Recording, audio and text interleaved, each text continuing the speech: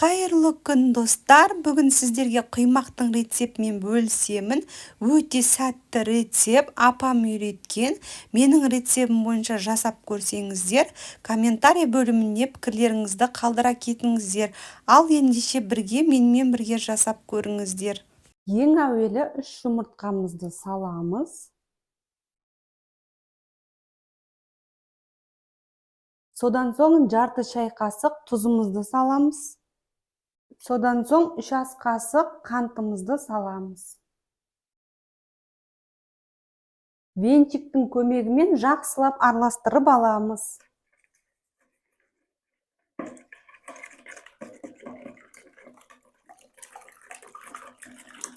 Қантымыз ергенше жақсылап араластырамыз.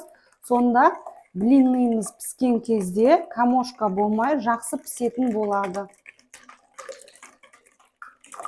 Осылай жақсылап қантымыз ергенше араластырып аламыз. Менде пісірілген сүт жарты литр. Осы сүттің барлығын құймаймыз, жарты бөлігін ғана құямыз. Жартыдан бір бөлігін ғана құямыз.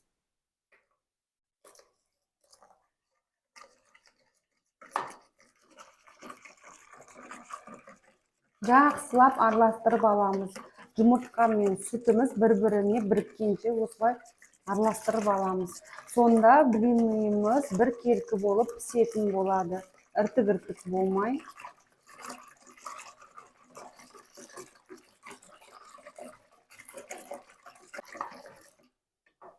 Енді електен өткізілген ұнымызды саламыз.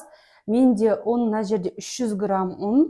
Осының әзір барлығын салып аламыз, електен өткізілген. Содан соң жақсылап венчикпен араластыратын боламыз.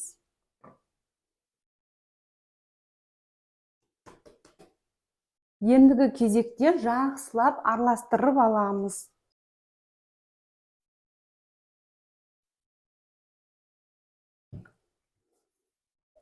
Жақсылап іртіктерін жазып болған соң қалған сүтімізді құятын боламыз. Осы рецептпен жасап көрсеңіздер, өкінбейсіздер. Бір жасағаннан шығады. Және блинчиктеріміз ажурный болып, өте дәмді болады.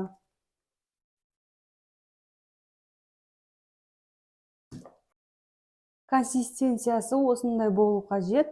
Енді кезекте қалған сүтімізді құямыз.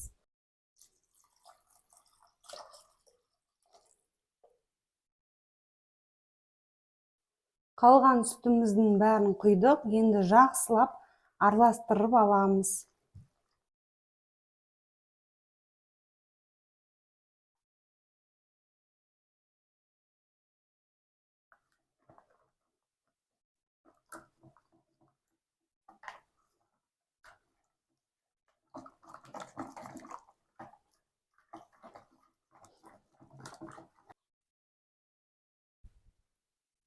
Жақсылап араластырып алдық.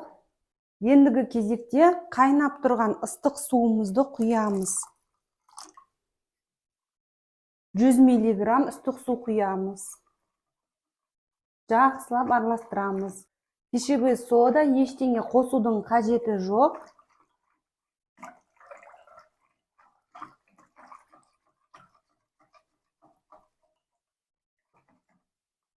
Енді 3 ас қасық сұйық май қосамыз.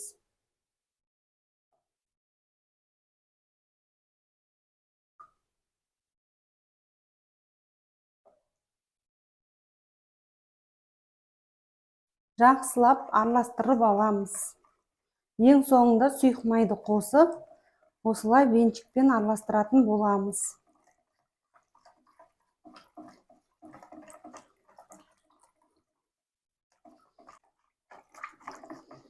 Жақсылап араластырып алды. Қараңыздаршы, сұйықтығы осындай болу қажет. Енді пісіре берсек болады. Біздің массамыз дайын болды. Енді газ плитамызға сковородкамызды орналастырамыз. Сұйық майымызбен ең алдымен бірінші рет майлап аламыз.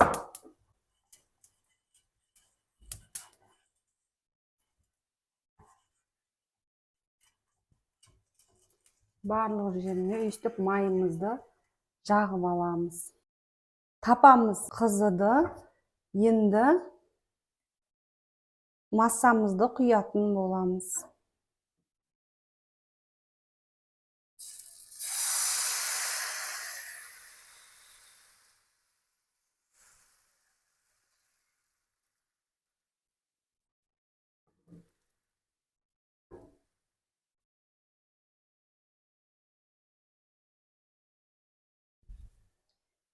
Уже блинчигіміздің бір жағы пісті, екінші жағын аударатын боламыз.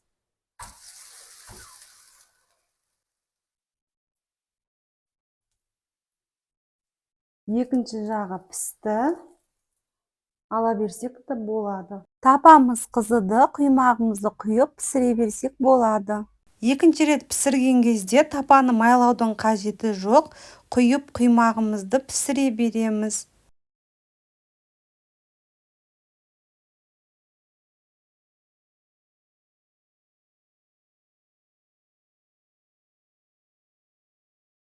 Қараңыздаршы, құймақтарымыздың қаншама торлы тесіктері бар.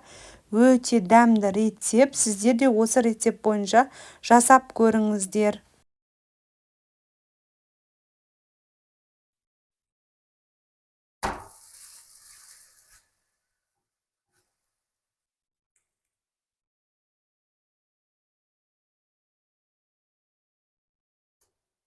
Қараңыздаршы, қалай болып піскен, әдемі. Бейнедегідей құймақтарымызды осылай құйып пісіре береміз. Оңай рецепт. Балдар әсіресе жақсы көреді құймақты. Демде тауысытып қояды.